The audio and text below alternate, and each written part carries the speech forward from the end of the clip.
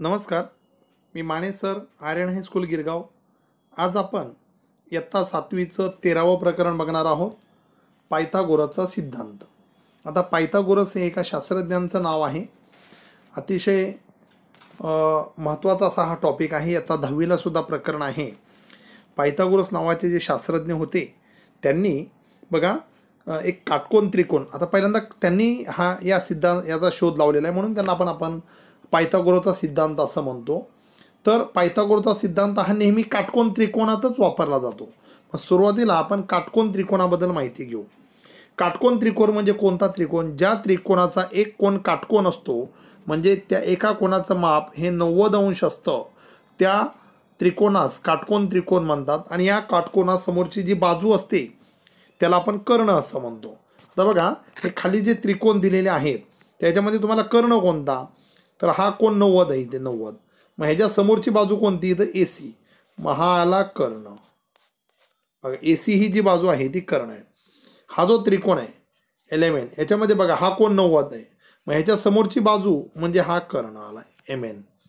तर याच्यामध्ये बघा हा Y 90 आहे, मग ह्याच्या समोरची बाजू म्हणजे ही कर्ण आली. मग एक पाया घ्यायचा आणि ही उंची. इथे बघा हा पाया येणार आणि ही उंची, हा पाया, ही उंची. तुम्ही कोणती किंवा हा पाया हा उंची असं फिरवला तरी चालेल. आता इथे जी त्याने दिलेले की त्रिकोण ABCचा कर्ण कोणता आहे? AC. LMNचा कर्ण कोणता आहे? MN. कारण हा L 90 आहे ना, मग त्या समोरची बाजू, ह्याचा कर्ण कोणता येणार? XZ. तर तुम्हाला काटकोन त्रिकोण म्हणजे माहीत झालं की ज्या त्रिकोणामध्ये एक कोण काटकोन असतो, म्हणजे त्याचं माप 90 अंश असतं, त्याला आपण काटकोन त्रिकोण असं म्हणतो. आता पायथागोरसचा सिद्धांत काय सांगतोय बघा. पायथागोरस या शास्त्रज्ञाबद्दल आपण थोडी माहिती बघूया. पायथागोरस हे एक ग्रीक ख्रिस्तपूर्व 6व्या शतकात होऊन गेलेले आहेत. गणित विषयातील त्यांचे योगदान खूप मोठे आहे. गणित शिकवण्यासाठी त्यांची हातोटी विलक्षण लोकप्रिय होती. त्यांनी अनेक शिष्य तयार केलेले आहेत. काटकोन त्रिकोणासंबंधीचा एक सिद्धांत फार पूर्वीपासून अनेक लोकांना माहीत होता. भारतातील शूलसूत्र या ग्रंथातही तो आहे. या सिद्धांताची सिद्धता पायथागोरसने प्रथम दिली, म्हणून त्यांचं नाव दिलेलं आहे. काटकोन त्रिकोणात कर्णाचा वर्ग हा इतर दोन बाजूंच्या वर्गांच्या बेरजे एवढा असतो. बस एवढाच सिद्धांत आहे. काटकोन त्रिकोणात कर्णाचा वर्ग हा इतर दोन बाजूंच्या वर्गांच्या बेरजे इतका असतो. म्हणजे काय? तर आता बघा, इथे तुम्हाला एक त्रिकोण ABC आहे. ओके, हा कर्ण याचा 5 आहे, हा 3 आहे.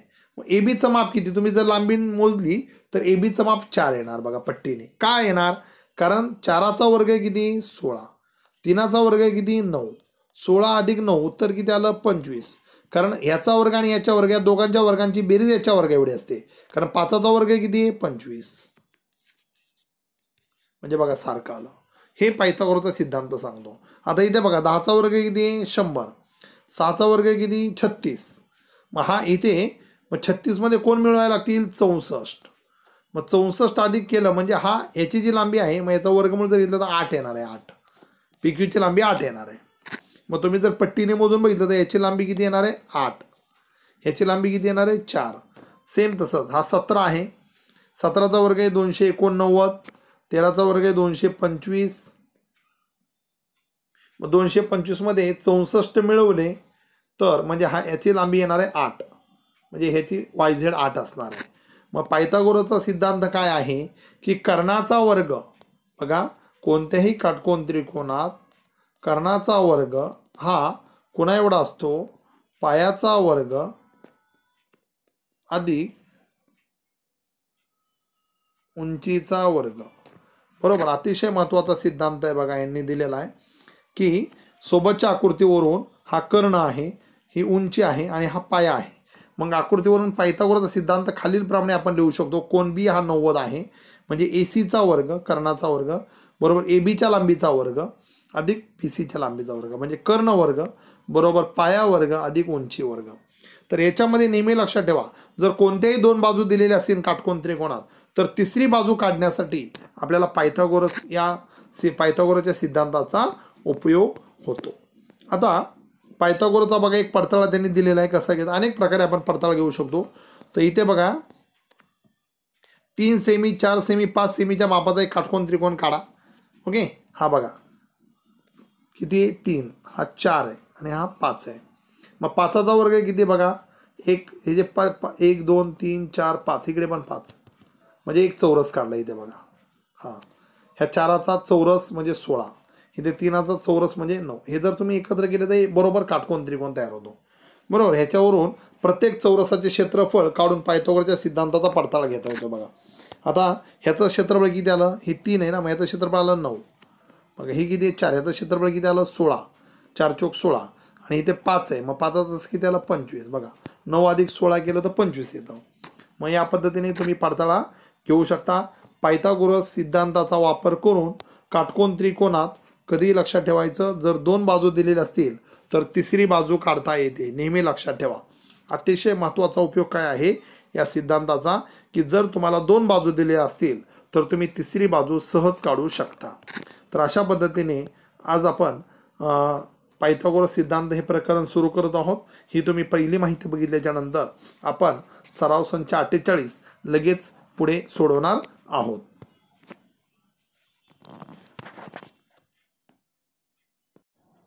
तर आज आपण सुरुवातीला पायथागोरस म्हणजे काय आणि पायथागोरसचा सिद्धांत म्हणजे काय, त्याचा उपयोग कसा करायचा हे आपण बघितलेला आहे.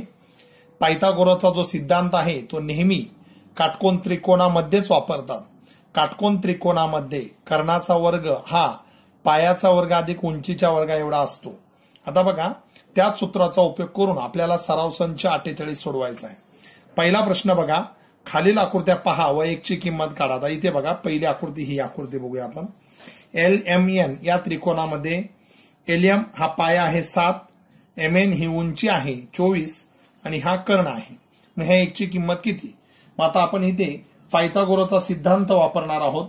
पायथागोरसच्या सिद्धांतानुसार बघा काय येणार, पायथागोरसचा सिद्धांत आपण वापरायचा आहे. मग इथे लिहायचं बघा, इथून आपलं उत्तर 7 सुरुवात होईल. त्रिकोण LMN मध्ये बघा, या त्रिकोणामध्ये काय आहे की कोण M चं माप 90 अंश आहे. हा 90 आहे, इथे काटकोनचं चिन्ह आहे बघा, हा 90 आहे. म्हणून मग आपण इथे पायथागोरसचा सिद्धांत वापरू शकतो. पायथागोरसच्या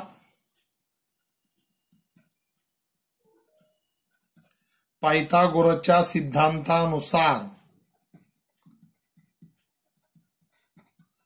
काय येणार बघा, पायथागोरसचा सिद्धांत कर्णाचा वर्ग. पायथागोरसचा सिद्धांत काय आहे, कर्णाचा वर्ग बरोबर पायाचा वर्ग अधिक उंचीचा वर्ग. मग आता याच्यावरून आपण किंमत काढायची बघा. पाया म्हणजे कर्ण म्हणजे कोण आहे, एक्स. ओके, एक्सचा वर्ग लिहिलं किंवा नाव लिहिलं तर चालेल. समजा आपला कर्ण काय आहे बघा, कर्ण आहे LN, LNच्या लांबीचा वर्ग, पाया आहे ही L म्हणजे लांबी, LM चा वर्ग अधिक उंची म्हणजे MN ची लांबी आहे त्याचा वर्ग. मग आता बघा काय येणार इथे, हा एक्सचा वर्ग, LM किती आहे 7, 7चा वर्ग अधिक MN 24चा वर्ग. आता तुम्हाला 1 ते 30 पर्यंत वर्ग तोंडपाठ पाहिजेत, लक्षात घ्या. 7वी मध्ये तुम्हाला 1 ते 30 पर्यंत वर्ग तोंडपाठ पाहिजेत. 7चा वर्ग म्हणजे 7 गुणिले 7 करायचं, उत्तर येतं 49 अधिक 24चा वर्ग 24 गुणिले 24. बरोबर, तुम्ही करून बघू शकता, बाजूला पण करू शकता रफ मध्ये पण. हे बघा इकडे मी दाखवतो वाटलंच तर एक वर्ग काढून 24 गुणिले 24, किंवा तुम्ही शक्यतो 1 ते 30 पर्यंत वर्ग तोंडपाठ ठेवायचे. 4 चौक 16, हातचाला 1, 4 दुने 8 आणि 1 9, पुढे 1 0, बे चौक 8, ओके, बे दुने 4. आता बघा इथे 6, 8 आणि 9 17, हातचाला 1 5, 576. हा 24चा वर्ग आहे. मग 49 अधिक 576 यांची जर बेरीज केली बघा, याच्यामध्ये 49 मिळवले तर किती येतात बघा इथे, 9 आणि 6 15, 15चा हातचाला 1 8 12 हातचाला 1 625 हा आला एक्सचा वर्ग. मग आता बघा एक्सचा वर्ग बरोबर 625. आपल्याला कोणाची किंमत हवी एकची, म्हणजे दोन्ही बाजूचं वर्गमूळ घ्यायचं. मग दोन्ही बाजूचं वर्गमूळ घेतल्यावर काय येईल बघा, वर्गमूळ घेऊया. दोन्ही बाजूचं वर्गमूळ घेऊ. मग दोन्ही बाजूचं एक्स वर्गाचं वर्गमूळ घेतलं तर म्हणजे एक्स येईल. आणि 625 हा 25चा वर्ग आहे. तुम्ही 25 गुणिले 25 करून बघू शकता. किंवा एक सोपी आयडिया तुम्हाला माहिती आहे, 20चा वर्ग किती आहे 400, 30चा वर्ग किती आहे सोपी आयडिया सांगतो 900. ही जी संख्या आहे 400 आणि 900च्या मध्ये आहे, बरोबर. आणि शेवटी 5 आहे. मग 5 हा आकडा 5च्याच वर्गाच्या शेवटी येतो बघा. 5 5 25. जसं 2च्या वर्गाच्या शेवटी 4 येतो, मग इथे 4 नाही म्हणजे हा 22चा वर्ग नाहीये. लक्षात घ्या. 3च्या वर्गाच्या शेवटी किती आहे 9, 3 त्रिक 9. मग हा काय 23चा नाहीये, 24चा पण नाहीये, 26चा पण नाही, 27चा पण नाही, कारण 7 7 49 9 येतात. म्हणजे 625 हा 25चा वर्ग आहे. तुम्ही 25 गुणिले 25 करून बघू शकता. मग दोन्ही बाजूचं वर्गमूळ घेतलं तर 625 हा 25चा वर्ग, म्हणजे 625चा वर्गमूळ आला 25. मग अशा पद्धतीने हा जो एक्स आहे त्या एक्सची जी लांबी आहे ती किती आहे 25 आहे. आता याला एकक दिलेलं नाही, सेंटीमीटर मीटर काही दिलेलं नाही, त्यामुळे आपण सुद्धा द्यायचं नाही. त्यानंतर दुसरी आकृती बघा, असंच आहे सेम गणित. याच्यामध्ये बघा कोणता त्रिकोण आहे PQR हा 90 आहे. ओके. हा पाया घ्या, ही उंची घ्या आणि हा कर्ण घ्या. बघा एक उंची असते, एक पाया असतो आणि एक कर्ण असतो. 90च्या समोरची बाजू म्हणजे 90 कोणाच्या समोरची बाजू म्हणजे कर्ण. आता बघा इकडे काय लिहिणार आपण, त्रिकोण PQR मध्ये कोण क्यूचं माप येणार 90 अंश. ओके. क्यूचं माप जर 90 अंश आलं तर तुम्हाला माहिती आहे की आता क्यूचं माप 90 आहे. मग पायथागोरसच्या सिद्धांतानुसार लिहायचं इथे, पायथागोरसच्या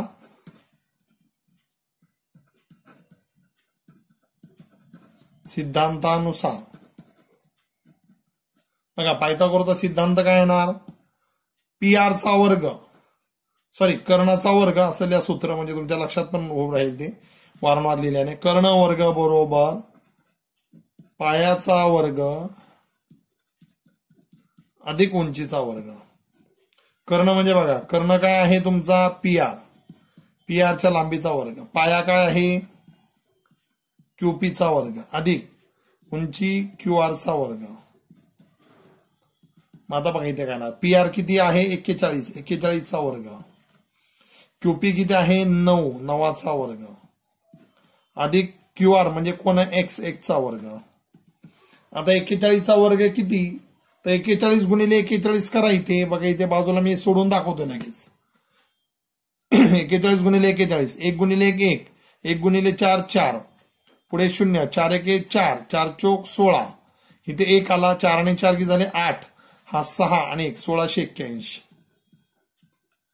बरोबर. 9चा वर्ग किती 9 गुणिले 9 81 अधिक 1 चा वर्ग. आता ह्या 1 ची किंमत आपल्याला काढायची, याला इकडेच ठेवा. हा 81 इकडे आल्यावर वजा होईल, 1681 वजा 81 बरोबर 1 चा वर्ग. आता बघा 1681 मधून 81 जर गेले बरोबर 1 चा वर्ग आहे. मग 1681 मधून 81 गेलं तर 1600 येतं.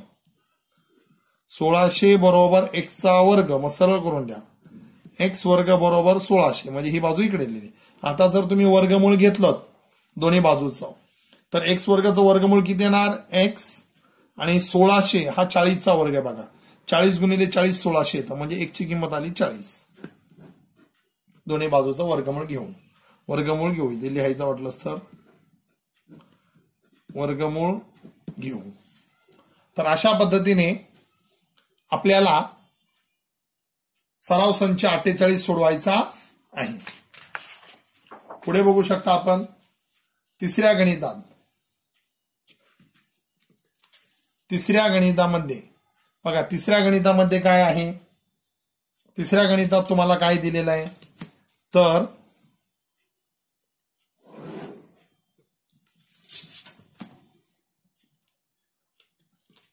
तिसरं गणित बघा,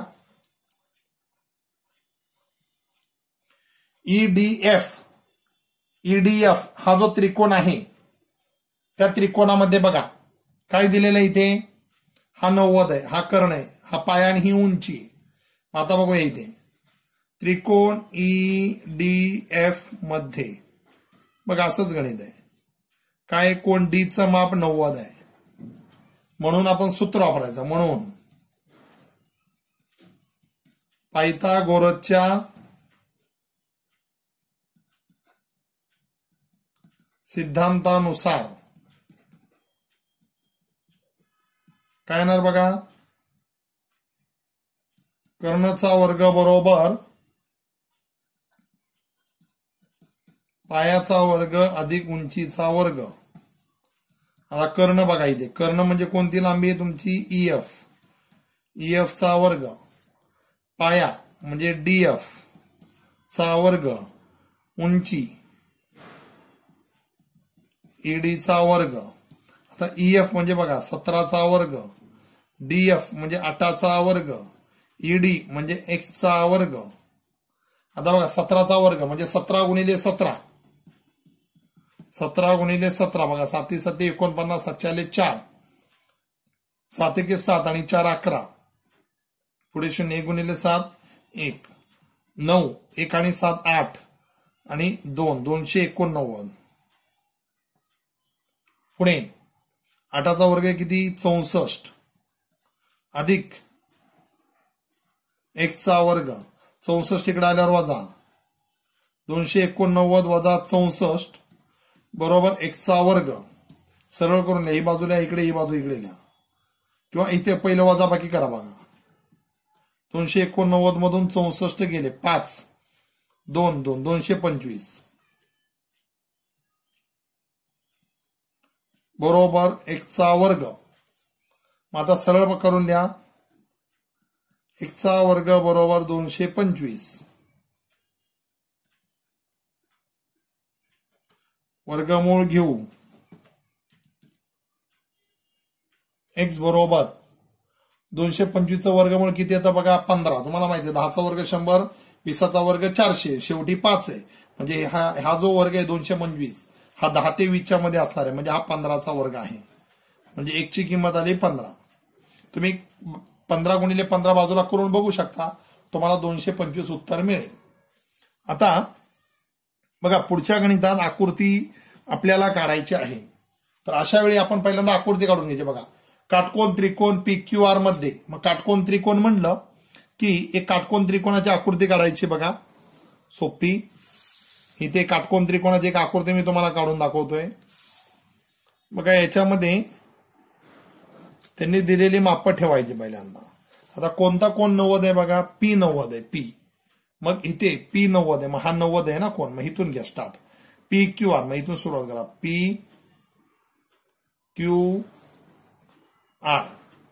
मग आता बघा PQR मध्ये PQचं माप 24 आहे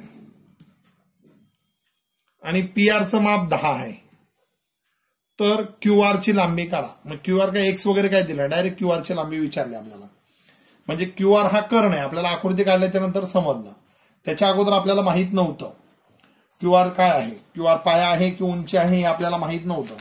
आपण ज्यावेळी आकृती काढली त्यावेळी आपल्याला त्याचा अचूक अंदाज आला की ही आकृती नेमकी कशाची आहे. मग आता बघूया आपण इथे. बघा इथे असंच करायचं आपण. त्रिकोण PQR मध्ये कोण P बरोबर 90 म्हणून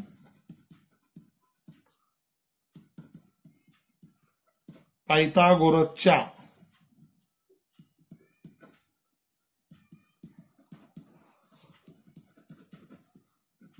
सिद्धांतानुसार कर्णाचा वर्ग म्हणजे QR ची लांबीचा वर्ग बरोबर, किंवा लिहू शकता तुम्ही समजा हे सूत्र पाठवण्यासाठी.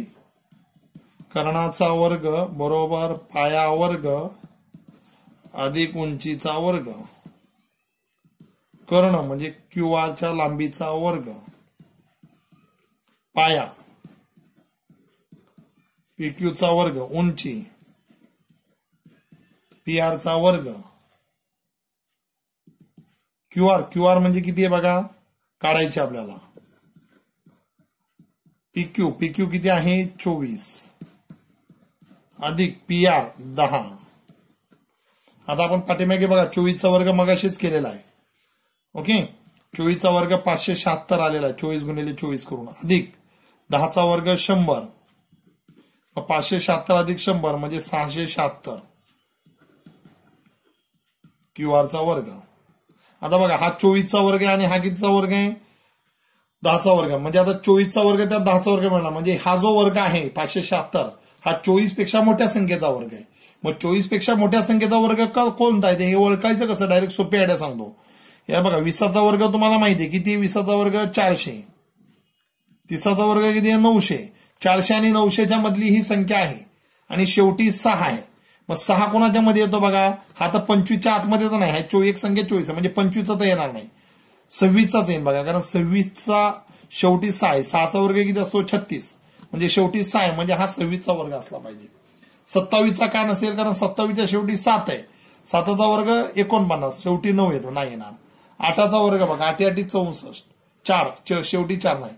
9चा 9 9 81 शेवटी 1 नाही म्हणजे हा 26चा वर्ग आहे.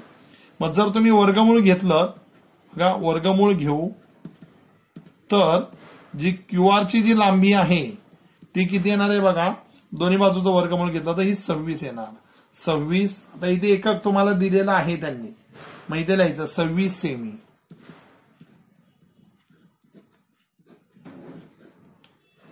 अशा पद्धतीने आपल्याला गणित सोडवायचं आहे. पुढे बघूया आपण.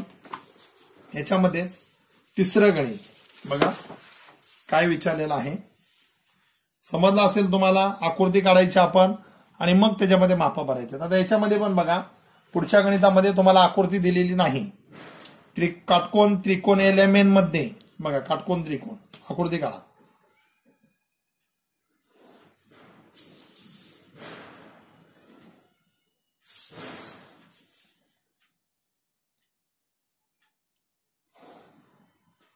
कोणता कोण 90 आहे तो पहिले भरायचा. इथे M 90 आहे, M इथे मग L M N M 90 आहे बघा इथे. आता LM म्हणजे 12 सेमी. MN 20, MN ची लांबी काढायची, याची लांबी काढायची. LN हा 20 सेमी बरोबर. मग आता आपल्याला कोणाची लांबी विचारली यांनी इथे, तर MN ची लांबी विचारलेली. ओके, मग आता बघा आपण असंच करायचं. काय करणार बघा, इथून सुरुवात करूया आपण. त्रिकोण LMN मध्ये कोण M बरोबर 90 म्हणून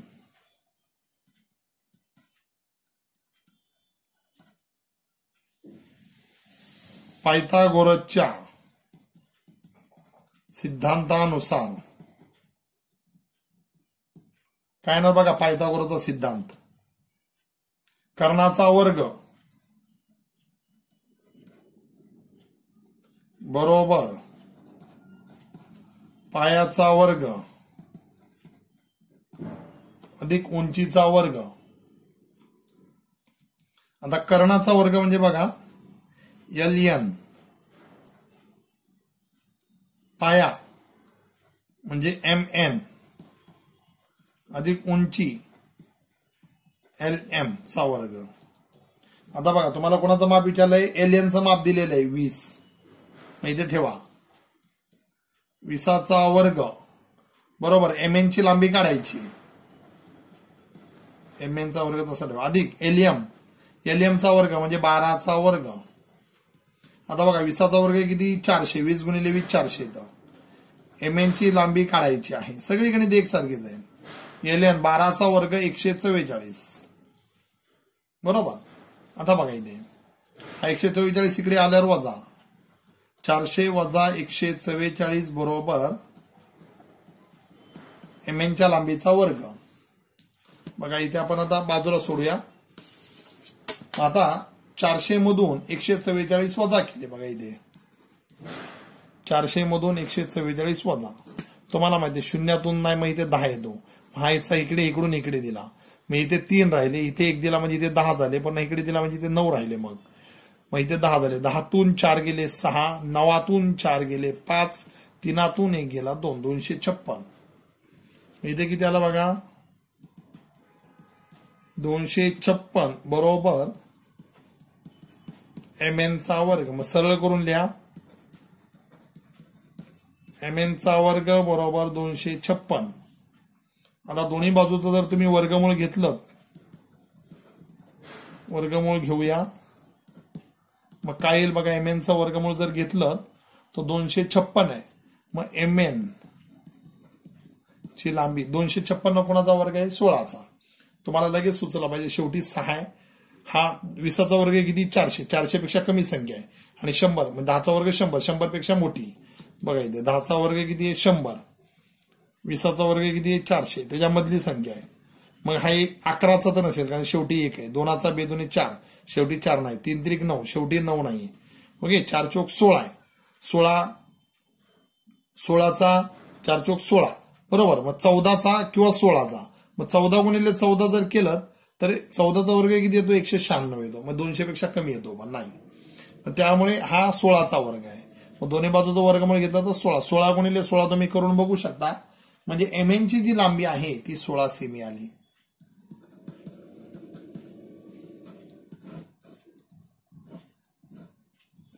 इथे लक्षामध्ये बघा, हे प्रकरण इयत्ता 10वीला सुद्धा आहे, त्यामुळे काळजीपूर्वक याच्याकडे लक्ष द्यायचं. आता शेवटचं जे गणित आहे त्याचं उपयोजन आहे. उपयोजन म्हणजे बघा, आपण दैनंदिन जीवनात ही गणितं उपयोगी येतात आपल्याला. अशी काय विचारलेलं आहे बघा, 15 मीटर लांबीची एक शिडी जमिनीपासून 9 मीटर उंचीवरील एका खिडकीपाशी पोचते, तर भिंतीचा पाया व शिडीचे खालचे टोक यामधलं अंतर काढा. आता बघा, एक भिंत आहे बघा. आता आकृती आपण तयार करूया. इथं पायथागोरसचं उपयोजन कसं होतं बघा, ही भिंत आहे. ओके, ही भिंत आहे, इथून एक शिडी ठेवली बघा. हे हा जमीन, इथे जमीन आहे. ओके, इथे शिडी ठेवलेली मी बघा. इथून ह्या भिंतीची खिडकी इथे बघा, ही शिडी अशी क्रॉस ठेवतो आपण. ओके, 15 मीटर लांबीची एक शिडी आहे बघा. आता इथे समजा ए, बी आणि सी अशी नावं दिली. हा, तर एसी ही शिडीची लांबी जर म्हणलं 15 मीटर आहे. ओके, 15 मीटर लांबीची एक शिडी जमिनीपासून 9 मीटर उंचीवरील खिडकीपाशी पोहोचते. या ठिकाणी 9 मीटर आहे. तर कारण भिंत नेहमी लंब असते, तर 90चा कोण तयार होत आहे. तर शिडीचे खालचं टोक व भिंतीचा पाया हा याच्यामधलं अंतर किती, म्हणजे या बीसीची लांबी तुम्हाला काढायची. येते लक्षामध्ये. मग आता बघा इथे गणित कसं सोडवायचं, आकृती काढून ठेवायची. आता बघा इथे माप भरायची आपण. ही 15 मीटर शिडीची लांबी, हे खिडकी ए जवळ खिडकी आहे, 9 मीटर आहे, आणि हे अंतर काढायचंय तुम्हाला. आता बघा, त्रिकोण ए बी सी मध्ये बीचं माप 90 अंश आहे. म्हणून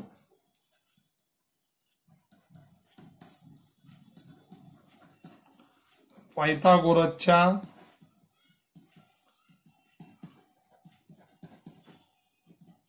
सिद्धांतानुसार काय येणार बघा, पायथागोरसचा सिद्धांत, कर्णाचा वर्ग बरोबर पायाचा वर्ग अधिक उंचीचा वर्ग. कर्ण म्हणजे बघा एसी चा वर्ग बरोबर पाया म्हणजे बीसी चा वर्ग आणि उंची AB चा वर्ग. बघा तेच आपल्याला यूज करायचं इथे. AC म्हणजे 15चा वर्ग, BC ची लांबी आपल्याला काढायची आहे, आणि AB आहे 9चा वर्ग. 15चा वर्ग 225 अधिक इकडे आल्यावर वजा होणार. बघा इथे बाजूला 81 इकडे आल्यावर वजा.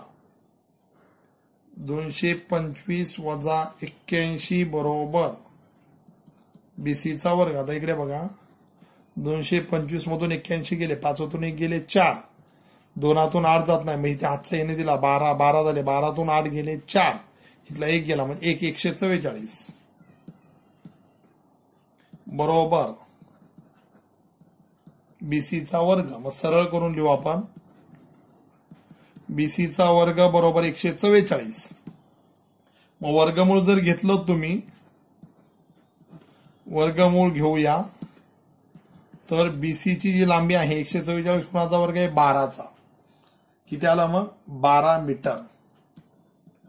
मग इथे शेवटी पूर्णांकात उत्तर लिहायचं. भिंतीचा पाया व शिडीचे टोक यामधील अंतर, भिंतीचा पाया व शिडीचे खालचे टोक यांमधील अंतर बरोबर 12 मीटर. तर अशा पद्धतीने ही उपयोजनात्मक गणित तुम्हाला सोडवायची आहे. आता आपला इथे सराव संच 48 संपलेला आहे. हा व्हिडिओ 2 वेळा बघा म्हणजे तुम्हाला पायथागोरसचा प्रमेय कसा वापरायचा ते समजेल. अतिशय सोपा असा प्रमेय आहे. इयत्ता 10वी ला सुद्धा उपयोगी आहे. धन्यवाद.